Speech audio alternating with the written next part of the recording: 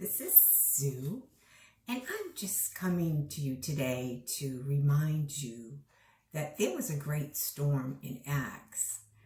It says that the sun or stars had not shone in many days, and no small tempest or storm laid upon us, and all hope that we should be saved was gone. So, there are all through history, times where things are stormy. And even in Jesus' time, there was a great storm. But, Jesus showed us the example. He was the perfect example. He was asleep in the boat, even though it said that they were in jeopardy. And jeopardy is another word for, possible death. You're in a very dangerous place. You're exposed to loss. And Jesus wasn't worried. He just knew, because he had already gotten the word from the Father, that they were going to the other side. So he was sleeping, and he had his head on a pillow. And that pillow was the Word of God. He was resting his head on the Word of God, which was they were going to the other side. So he knew that no matter what was going on, no matter how boisterous the wind and the waves were, no matter how much the boat was filled up with water, he was not concerned. He was resting on that word. And how could he be so sure? Well, the Lord showed me, he told me after I'd been praying in the Spirit, that faith, the word faith, is an acronym. And I said, Lord, wow, what does it stand for? And he said to me, Father's authority in the house. And when God has the authority over something, then when he's spoken his word, that is the way that it's going to be. That is the way it's going to be. So he put his head on that word, knowing that Father's authority was on that day in the boat. And they were indeed going to get to the other side, no matter what it looked like, no matter what was going on, no matter, the disciples were panicking. They even accused Jesus, of the one that laid down his life for us, of not caring. They said, don't, Master, carest thou not that we perish? But everything was under control. He stood up. And this is a really important thing to realize. Wherever your great storm is, whatever your problem is, do you know that is where your miracle is? Because Jesus stood up. And it was a great storm, but he spoke, peace, be still. And then there was a great calm. So you say, well, how do I know what my solution is? Well, whatever your problem is, the opposite is your miracle. Isn't I just think that is so awesome. But you have to stand with God. Do you know that there's a law, just like the law of gravity, there's a law. It's a God law. Where two or more agree, it shall be done. Now, Satan will give us circumstances like he was that day with the storm, that, all hope was gone, that, they didn't have any hope of being saved. But see, that's a lie.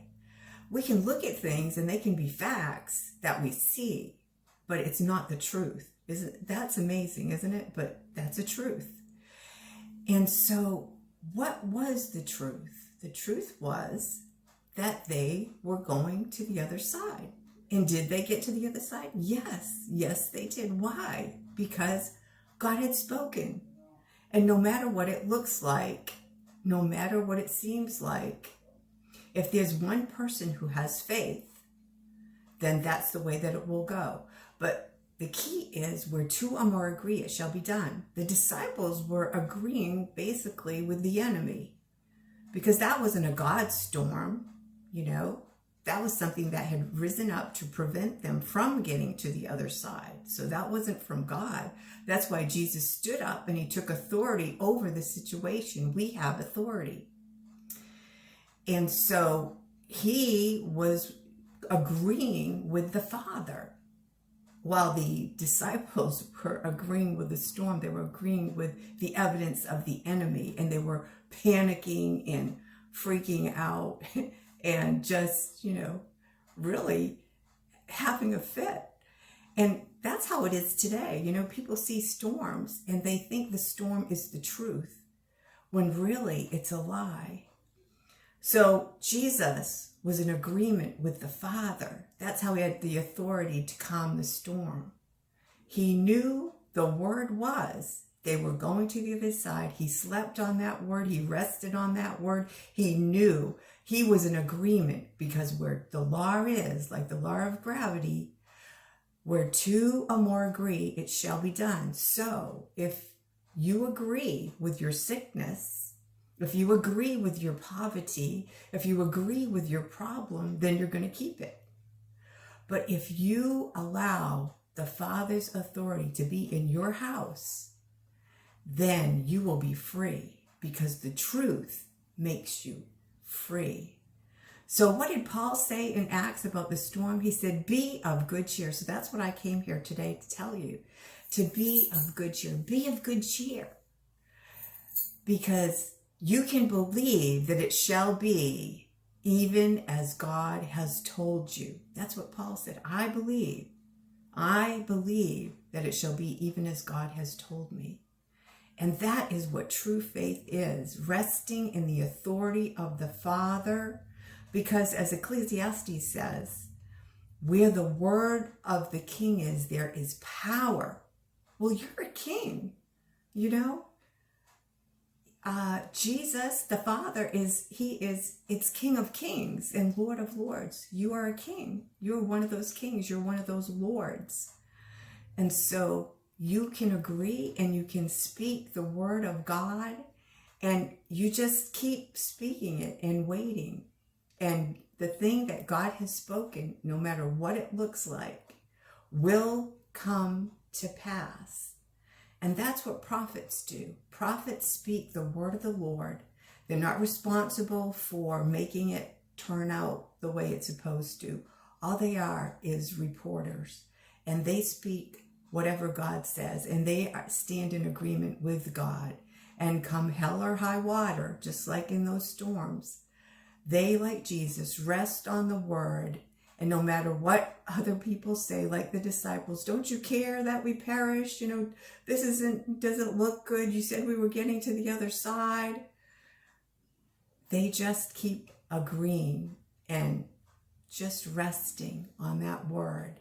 And then, boop, they got to the other side. So I just want to say today, be of good cheer. It will be even as God has told us. Every promise, everything that he has spoken, this is the time, this is the season for those things to come to pass. Because Jesus said that he's coming for a glorious church, not a broken down church, not a church that didn't get its promises.